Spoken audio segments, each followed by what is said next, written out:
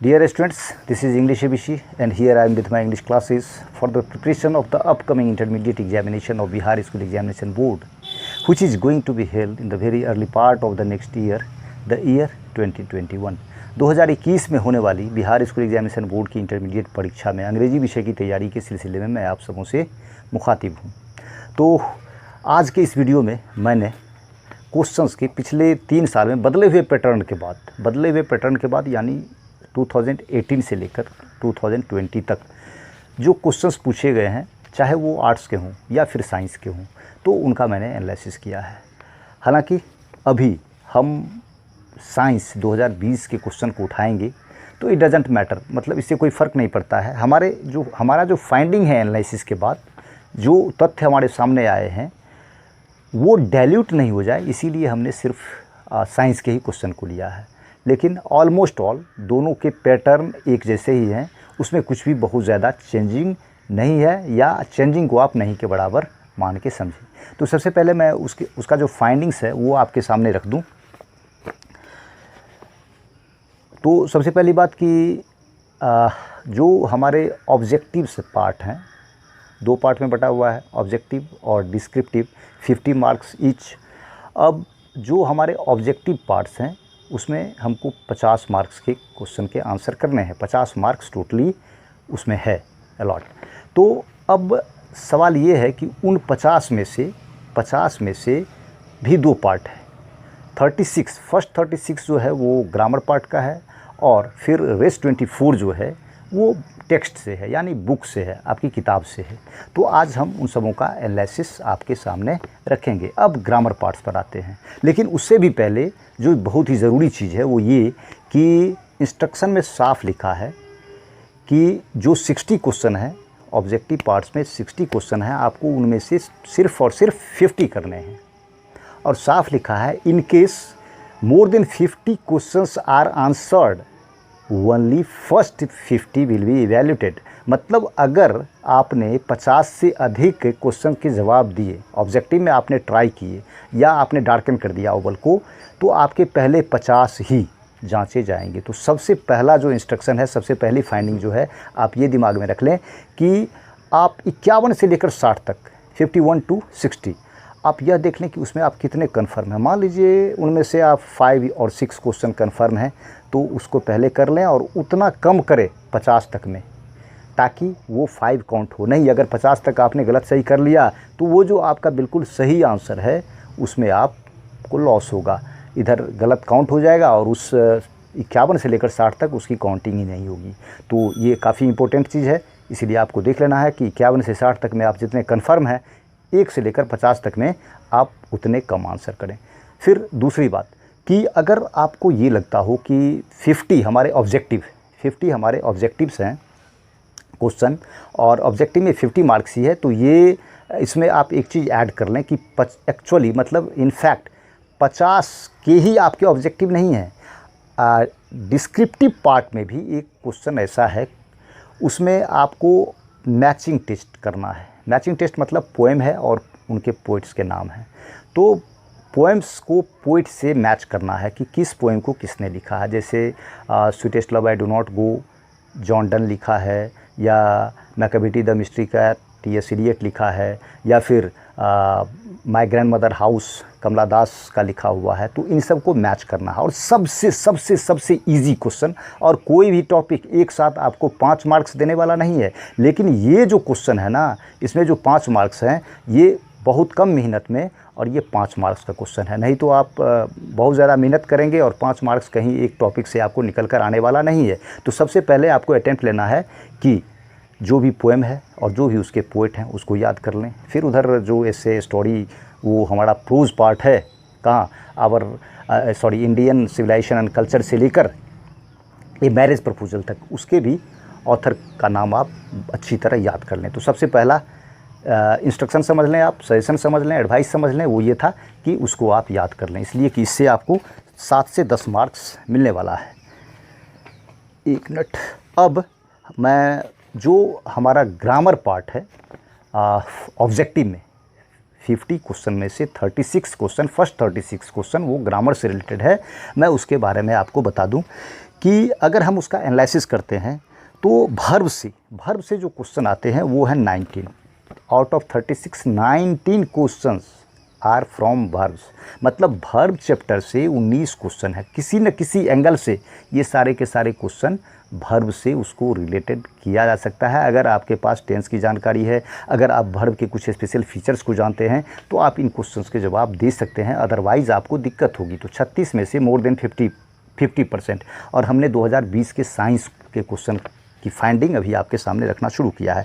Preposition से 3 से 4 questions हैं, फिर मैं एक एक करके देखूंगा, इक्का दुक्का क्वेश्चन का भी यहाँ जवाब देने की कोशिश करूँगा। नरेशन से 3 क्वेश्चन है, वॉइस से 2 क्वेश्चन है, आर्टिकल से 1 से 2 क्वेश्चन है, फिर सिंथेसिस से भी 1 क्वेश्चन है, यूजेज उसको आप एकदम लिटरली यूजेज कर लें, यूजेज से भी आप 1 देखेंगे, स्पेलिंग से 2 क्वेश्चन हैं साइंस में, और अदर से भी 2 क्वेश्चन को हमने लिया है जो क्लासिफाई किया हमने अब तक, तो अदर में भी 2। तो ग्रामर में सबसे बड़ा पार्ट किसका रहा? वो रहा वर्ब्स का। 19 questions out of 36 are asked from the verb chapter. चलिए अब क्वेश्चंस को देखते हैं। सबसे पहले ये 2020 का सेट कोड जे है आपके सामने, ये हमारे पास में है, और इसके कुछ क्वेश्चंस को हम देखते हैं जो वर्ब से रेज किए गए हैं। जैसे सबसे पहले मैं क्वेश्चन नंबर 7 को लेता हूँ। इसमें कुछ ऐसी भी चीज़ें हैं जो कि जानना ज़रूरी है, और एक अलग एंगल से इन सब क्वेश्चंस को सेट किया जाता है। जैसे क्वेश्चन नंबर 7 है, क्वेश्चन नंबर 7 मैं आपके सामने रखता हूँ। Aarti made my shoes before I went in to her house. Aarti made me, और यहाँ आपको इनमें से करेक्ट ऑप्शन चुनना है। To take off, took off, take off, taken off. तो यहाँ निश्चित रूप से इन्फिनेटिव होगा टू टेक ऑफ, लग रहा है कि ये होना चाहिए, और सब केस में ये टू टेक ऑफ होता, लेकिन यहाँ चूँकि मेड है इसीलिए यहाँ टेक ऑफ होगा। Aarti made me take off my shoes before I went in to her house. अब देखिए यहाँ टू जो है, टेक ऑफ का टू जो है वो अंडरस्टूड है, ये छुपा हुआ माना हुआ है, ये अभी नज़र नहीं आता है, फिर हम थोड़ा सा आगे बढ़ेंगे इस क्वेश्चन में तो नज़र आएगा। तो क्या हो जाएगा? Aarti made me take off my shoes, मतलब आरती ने मेरे जूते उतरवा दिए उसके घर में जाने से पहले, उसके घर में प्रवेश करने से पहले या अंदर जाने से पहले आरती ने मेरे जूते उतरवा दिए। अब is not my purpose, answer बताना मेरा पर्पस नहीं है, मैं क्वेश्चंस को देख रहा हूँ कि वर्ब से रिलेटेड इतने क्वेश्चन हैं। अब मैं क्वेश्चन नंबर 17, ये भी वर्ब से है, मैं इस पर आता हूँ। अब आप क्वेश्चन नंबर 17 देख लें। Let me the classroom please. तो इनमें भी लेट भी यहाँ लिखा हुआ है, आप देख लें, लेट भी यहाँ लिखा हुआ है इस सेट में। तो let me leave the classroom please, let me leave the classroom please. तो ये टू इन्फिनेटिव वाला नहीं आएगा, सबसे पहले इसको रखता है ताकि आप उलझन में पड़ें। तो let me leave the classroom please, मुझको क्लासरूम कृपा करके छोड़ने दीजिए। एक और क्वेश्चन जो कि वर्ब से रिलेटेड है, इससे पहले हम ले लेते हैं क्वेश्चन नंबर 11 को। ये बड़ा ही सिंपल, आप समझ जाएंगे कि इसमें से चूज़ द करेक्ट सेंटेंस जो है, चूज़ द करेक्ट सेंटेंस, उसमें I am going now, I going now, I gone now, I will going now. अगर टेंस की जानकारी हो तो निश्चित रूप से ये भी आपका वर्ब का क्वेश्चन है। अब मैं आता हूँ क्वेश्चन नंबर क्वेश्चन नंबर 31 को लेते हैं। सारे क्वेश्चंस को नहीं देखेंगे इसलिए कि सभी क्वेश्चंस हमको देखने हैं। क्वेश्चन नंबर 31 को उठाते हैं।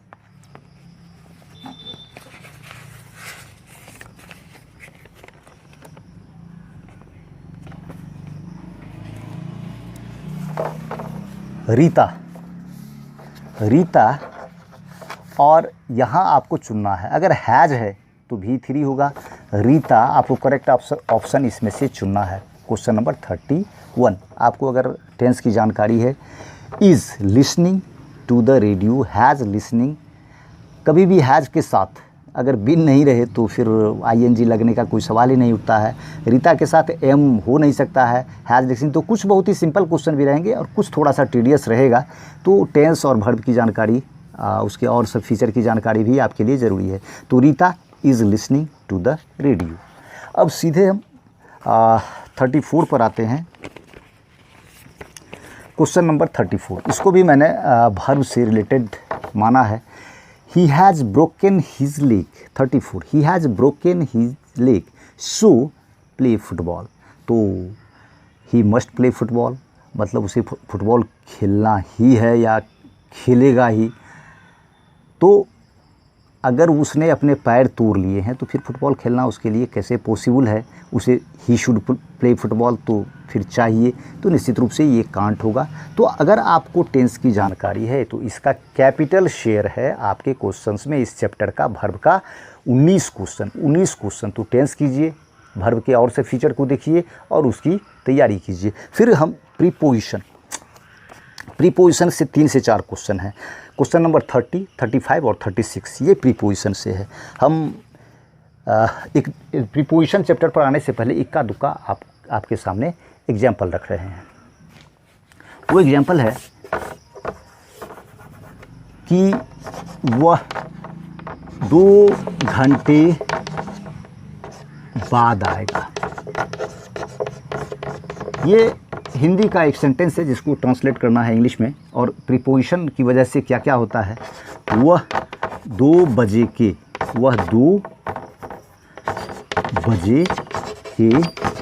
बाद आएगा।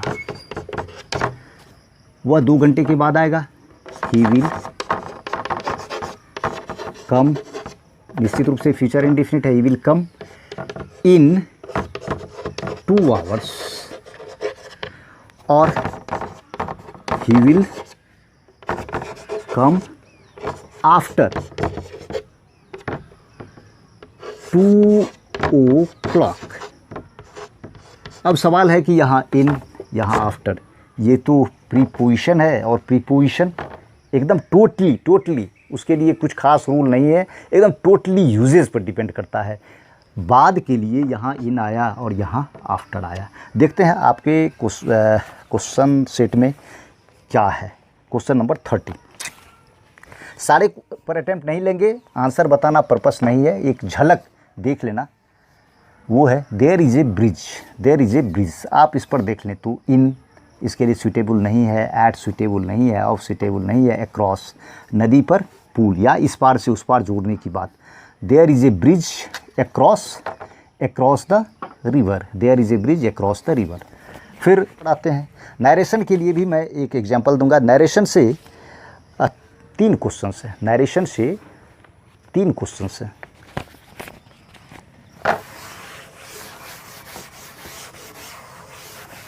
जहां आपको डायरेक्ट से इनडायरेक्ट में भी आना है और इनडायरेक्ट से डायरेक्ट में भी आना है। तो लेकिन उससे पहले मैं एक एग्जांपल के द्वारा इसको क्लियर करूंगा। एक एग्जांपल लेते हैं। नरेशन कितनी ज़रूरी है मैं ये आपको कन्विंस करने की कोशिश कर रहा हूँ। दशरथ ने राम से कहा कि तुम मेरे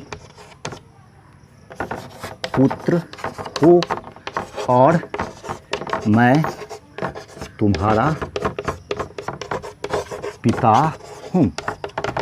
हिंदी वाक्य में, हिंदी में कहीं कोई दिक्कत नहीं है, ये बिल्कुल सही सेंटेंस है। दशरथ ने राम से कहा कि तुम मेरे पुत्र हो और मैं तुम्हारा पिता हूँ। अब अगर इंग्लिश में ट्रांसलेट करते हैं और नरेशन की समझ हमें नहीं है तो फिर देखिए इसका नतीजा क्या होता है। Dasharath said to Ram that you are my son and I am your father. अब आप देख लें कि आई कौन होता है और यू कौन होता है। यू हमेशा जो आपकी लिखी हुई बात को पढ़ेगा, आपकी कॉपी जहाँ जाएगी एग्जामिनेशन हॉल में तो यू आपके एग्जामिनर हो गए, और आई हमेशा आपके लिए यूज़ होगा इस तरह की स्क्रिप्ट में। तो Dasharath said to Ram that you, तो ये एग्जामिनर हो गए और ये आप हो गए। यहाँ दशरथ और राम की बात नहीं रह गई। तो चूँकि ऐसा ब्लंडर इसलिए हो रहा है कि हमें नरेशन की जानकारी नहीं है। अगर नरेशन की जानकारी रहेगी तो आप तुम के बदले यहाँ मतलब तुम की जगह यू नहीं यूज़ करेंगे और मैं की जगह आई नहीं यूज़ करेंगे। यहाँ सीधे लिखना है ही, और इस आर की जगह वाज होगा। जैसे ही यह रिपोर्टिंग भर पास्ट में रहेगा तो यह पास्ट में चला जाएगा कॉरेस्पॉन्डेंटली।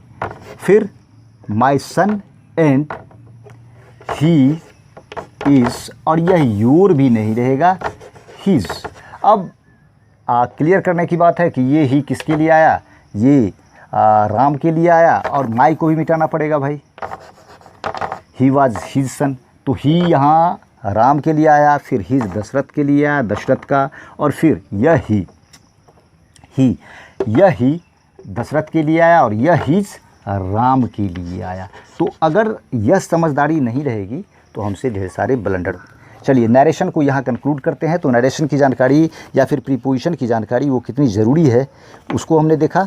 अब मैं फिर वॉइस पढ़ाता हूँ। वॉइस से 2 क्वेश्चन है और दोनों ही क्वेश्चंस वॉइस के जो हैं वो एक एक्टिव से पैसिव की ओर आपको ले जाता है और फिर दूसरा पैसिव से एक्टिव की ओर आता है। सीखना होगा, इसके जो रूल है ये सब जानना होगा, तभी आप इस पर अटैम्प्ट ले सकते हैं। फिर है क्वेश्चन नंबर 12। जैसे क्वेश्चन नंबर 12 ये आर्टिकल से है। Please give me cake that is on the table. A an the no article. आप जान ले कि अगर किसी नाउन के बाद कोई क्लाउज रहता है, खास करके नाउन क्लॉज रहता है या फिर एडजेक्टिव क्लॉज भी रहता, कोई क्लॉज रहता है तो उससे पहले दो यूज होता है। तो यहाँ दो, please give me the cake that is on the table. और आर्टिकल से एक एग्जांपल मैं आपको दे रहा हूँ। अगर यह रहे कि a red and black pencil, a red and a black pencil, ये मतलब एग्जाम्पल जो डेली हमारे सामने आता रहता है, हमारे मतलब डेली लाइफ में जो चीज़ नज़र आती है। ए रेड एंड ब्लैक पेंसिल का मतलब हो गया, देख लीजिए फ़र्क क्या है दोनों स्ट्रक्चर में, या यूँ कहें कि आप ये दोनों फ्रेज में। ए यहाँ है, डबल ए यहाँ भी आर्टिकल है, और ब्लैक पेंसिल से भी, ब्लैक से भी पहले आर्टिकल है, यहाँ ब्लैक से पहले आर्टिकल नहीं है। इसका मतलब हो गया कि एक ही पेंसिल है जो लाल भी है और काली भी है। और यहाँ इसका मतलब हो गया कि दो पेंसिल है जो जिनमें से एक लाल है और दूसरी काली है। तो आर्टिकल की भी जानकारी उतनी ही इम्पोर्टेंट है। अब हम आते हैं सिंथेसिस पर। सिंथेसिस का सिर्फ एक क्वेश्चन है और क्वेश्चन नंबर वो है 24। Question number 24।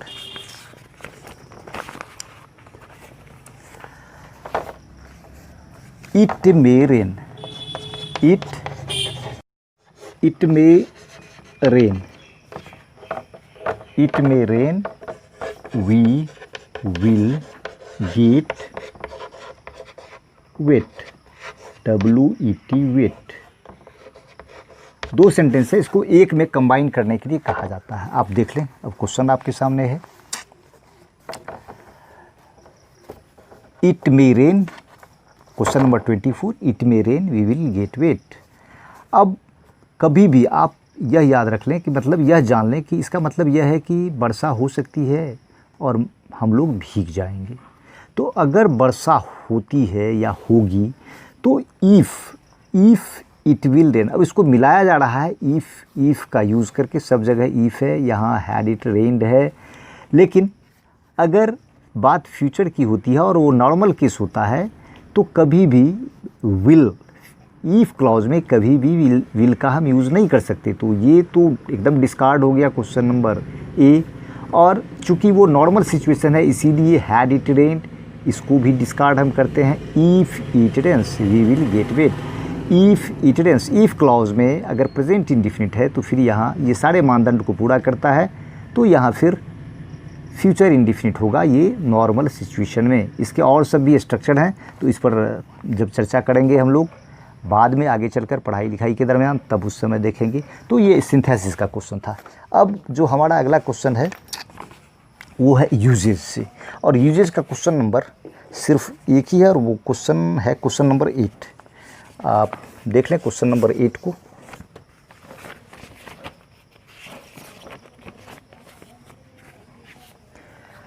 Question number 8, choose the correct sentence. He will never speak lie, he will never tell lie, he will never say a lie, he will never tell a lie. तो say a लाई और tell a लाई, इसमें tell a लाई हम choose करते हैं, और truth के लिए क्या करते हैं कि we speak the truth, we speak the truth. लेकिन अगर लाई के लिए आना है तो फिर टेल ए लाई। कुछ खास इसके पीछे नहीं है वजह, यूजेज है कि टेल लाई, टेल ए लाई मतलब झूठ बोलना, तो वह कभी झूठ नहीं बोलेगा। अब सिंथेसिस के पास यूजेज के बाद जो दो क्वेश्चंस है वो स्पेलिंग से है, तो फिर स्पेलिंग तो वोकैबुलरी, उसमें तो आपको वो वर्ड मीनिंग ही याद करना पड़ेगा। और दो तो हमने अब तक जो ग्रामर पार्ट था, ये मतलब क्वेश्चन ऑब्जेक्टिव के जो ग्रामर पार्ट्स थे 36 क्वेश्चंस, उसको एनालाइज किया, और उनमें से जो जो फाइंडिंग्स रही उसके बारे में हम लोगों ने अभी देखा। अब जो बुक पार्ट्स है मैं उसके बारे में आपको बता दूं कि बुक में 9 क्वेश्चंस जो है वो प्रोज से है। मतलब ये कि इंडियन सिविलाइजेशन एंड कल्चर से लेकर फिर ए मैरिज प्रपोजल तक, उनमें से 9 क्वेश्चंस हैं, और फिर जो 8 क्वेश्चंस है वो पोइट्री सेक्शन से है, जो